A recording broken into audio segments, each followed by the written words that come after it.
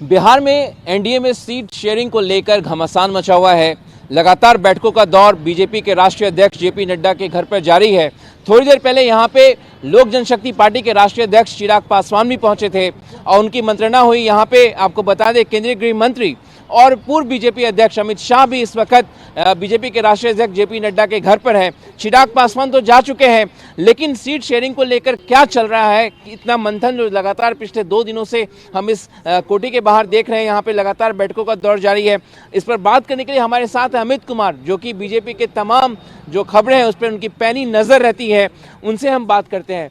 अमित, कल से हम देख रहे हैं यहाँ पे बैठक चल रही है, क्या चल रहा है बिहार में? इतना क्यों सीट अभी तक फार्मूला तय नहीं हो पाया? देखिए, पहली बात तो ये है कि पिछले साल जब पिछला चुनाव लड़ा गया था तो बीजेपी और दोनों जो है अलग अलग चुनाव लड़े थे, जेडीयू, उसकी वजह से भी थोड़ा सा जो एक बीच की जो चीज़ें थी वो गड़बड़ हो गई। लेकिन अब सबसे बड़ी बात की अलायंस में जो है अब सीटें बंटवारों को लेकर जेडीयू चाहती है कि पुराने तरीके से जो बड़े भाई की भूमिका में थी उस तरह से सीटें, लेकिन वो सीटें उस तरह से उनको मिलना नहीं है, ये तय माना जा रहा है। सबसे बड़ी बात की एलजेपी के भीतर एक तरह से मोर्चा खोल दिया था चिराग पासवान ने नीतीश कुमार के खिलाफ, और पिछले कुछ दिनों पे उन्होंने बाकायदा चिट्ठी भी लिखी प्रधानमंत्री को, अमित शाह को, कि भाई सीट शेयरिंग को लेकर बातचीत हम क्यों नहीं कर रहे हैं, क्यों नहीं हम इतनी देरी हो रही है, क्यों नहीं हम जल्दी से तय कर ले कि हमारे पाले की सीट कौन सी है, कौन सीट पे कौन लड़ेगा, ताकि अपने उम्मीदवार का चयन जल्दी कर ले और ताकि हमको उसका फायदा मिले। और साथ ही साथ उन्होंने चिट्ठी में ये भी लिखा था कि नीतीश कुमार को के साथ लड़ने पे हमें कई तरह का नुकसान होने वाला है। एक बात अमित, 143 सीट पे चुनाव लड़ने की चिराग बात कर रहे थे। अभी भी उनकी जो पार्लियामेंट्री पार्टी की जो एक बैठक हुई उसमें कह रहे कि अभी भी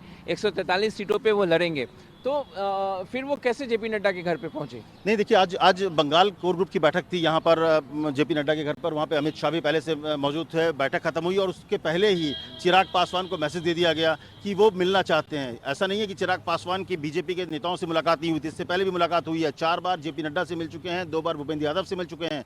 लेकिन आज अमित शाह और जेपी नड्डा के साथ 1-to-1 मुलाकात थी, करीब 50 मिनट तक बातचीत चली। तमाम जो ग्रीवेंसेस हैं उनकी बातचीत चली, जो उनके सीटों को लेकर क्या होगा, जो मुझे लगता है, जो मुझे मेरा आकलन कहता है कि अमित शाह के साथ अगर मुलाकात उनकी हो रही है, अमित शाह उनको अपने पास बुलाकर अगर बात कर रहे हैं, तो कहीं ना कहीं उनकी बातों को सुना गया है, उनकी चीज़ों को माना गया, और मुझे लगता है कोई ना कहीं एक सहमति के रास्ते पर दोनों हैं, और इसीलिए शायद अमित शाह ने बात की। और मुझे लगता है कि शायद चिराग पासवान को भी एश्योरेंस की जो बात होती है वो शायद जेपी नड्डा से ज़्यादा अमित शाह की जरूरत थी, और अमित शाह ने शायद उनसे बैठ लिया। तो मुझे लगता है कि क्योंकि 4 तारीख को बीजेपी पार्लियामेंट्री पार्टी और चुनाव समिति की बैठक होने वाली है, शाम को बीजेपी अपने उम्मीदवारों का ऐलान करने वाली है, तो ऐसे में हो सकता है कल या परसों में एनडीए के भीतर सीटों का ऐलान हो जाए, कौन कितने सीटों पर चुनाव लड़ेगा। लेकिन अमित, महत्वपूर्ण प्रश्न ये है कि चिराग पासवान लगातार बिहार के मुख्यमंत्री, जिनका चेहरे के दम पे भी एनडीए जो है चुनाव लड़ने जा रही है बिहार में, नीतीश कुमार का बिल्कुल उन्होंने बहुत खुले जोर से उन्होंने विरोध किया है, और तो किस तरीके से साथ में ये लोग आ पाएंगे? नहीं, देखिए, अगर आप देखें तो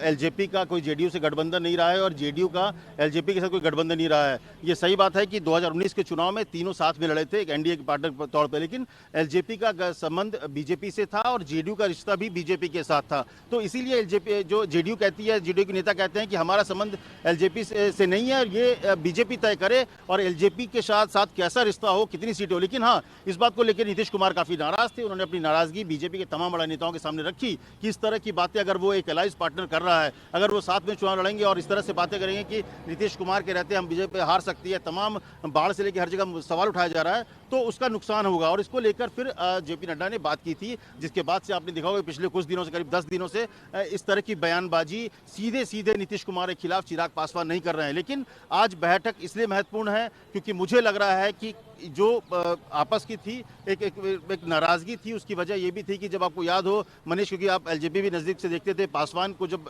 नॉमिनेशन करना था 2019 चुनाव के बाद, तो उस वक्त आखिरी मिनट में नीतीश कुमार उस नॉमिनेशन में नहीं पहुंचे थे। बाद में उनको बनाने के लिए रामविलास पासवान को घर जाना पड़ा, तो उसको लेकर भी काफ़ी आहत हैं एलजेपी के लोग। उनको लगता है कि रामविलास पासवान को उस तरह से इज्जत नहीं दी जा गई नीतीश कुमार। अभी भी बीमारी को लेकर उनके एक सवाल खड़ा किया गया, जिसको लेकर एलजेपी के नेता काफी नाराज थे। कहा गया कि हमें पता नहीं, नीतीश कुमार की तरफ से कहा गया कि मुझे जानकारी नहीं कि वो तो बीमार है। ये ऐसी चीजें हैं जिसको लेकर भी नाराजगी है। सीट बहुत इंपॉर्टेंट नहीं है, लेकिन लगता है एलजेपी के तमाम नेताओं को कि सीट से ज्यादा, जैसे कि एक निश्चय जो नीतीश कुमार ने सात निश्चय के कार्यक्रम। की बात, सात निश्चय, पहले सात निश्चय कार्यक्रम 2 की बात कर रहे हैं कि हम ऐलान करेंगे।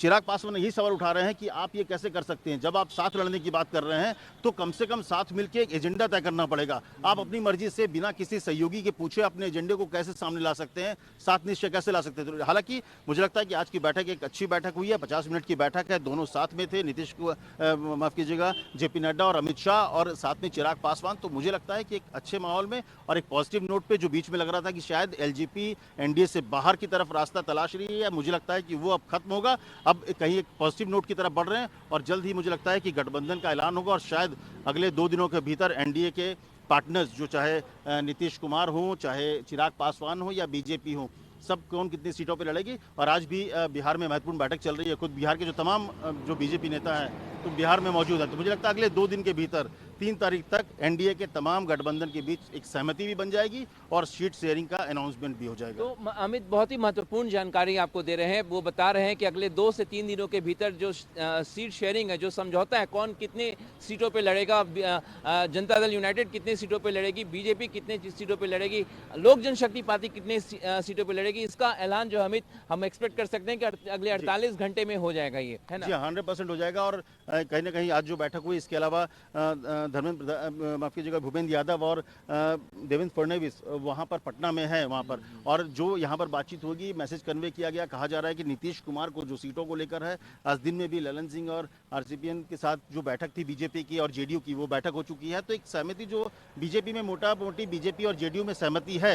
एलजेपी को लेकर नाराजगी थी, एलजेपी की अपनी नाराजगी थी, उसे मुझे लगता है आज काफी हद तक दूर कर दिया गया है। एक सहमति जो पर्सनल मुझे व्यू लग रहा है कि अगर अमित शाह बैठे हैं तो अमित शाह तभी बैठते हैं जब कहीं ना कहीं चीजें सहमत हो जाती है, मामला सुलझ जाता है। तो अमित शाह ने अगर उन्हें बुलाया है तो ये चीजें लबलब मुझे लगता है खत्म हो गई। अब देखना होगा कि अगले 2 दिनों में किस तरह से सहमति बनती है और कौन कितने सीट पर लड़ती है। लेकिन 25 से 30 के सीट के आसपास जो मेरा आकलन है वो एलजेपी लड़ेगी, 5 सीट हम जो है मांझी वो लड़ेंगे, और 102-3 सीट जो है शायद बीजेपी लड़े और 110 के आसपास जेडीयू लड़ेगी। ये मेरा आकलन है जो बन रहा है और मुझे लगता है 2 दिन में इसका ऐलान हो जाएगा। तो अमित फार्मूला भी बता रहे हैं कि सीट शेयरिंग का क्या शक्ल हो सकता है बिहार में। जाहिर तौर पर बहुत महत्वपूर्ण विधानसभा चुनाव है और क्योंकि अमित शाह, जेपी नड्डा और चिराग पासवान की बैठक हो चुकी है और इस वक्त भी जहां पे हम मौजूद हैं जेपी नड्डा के घर के बाहर, वहां पे अभी भी बैठक का एक दौर जारी है, लेकिन वो बीजेपी के अपने नेताओं के बीच में है, जहां पे अमित शाह भी बैठे हैं, जेपी नड्डा भी बैठे हैं और कुछ और नेता बैठे हैं। लेकिन जाहिर तौर पर कहीं ना कहीं चिराग पासवान जो कि रूठे हुए नजर आ रहे थे,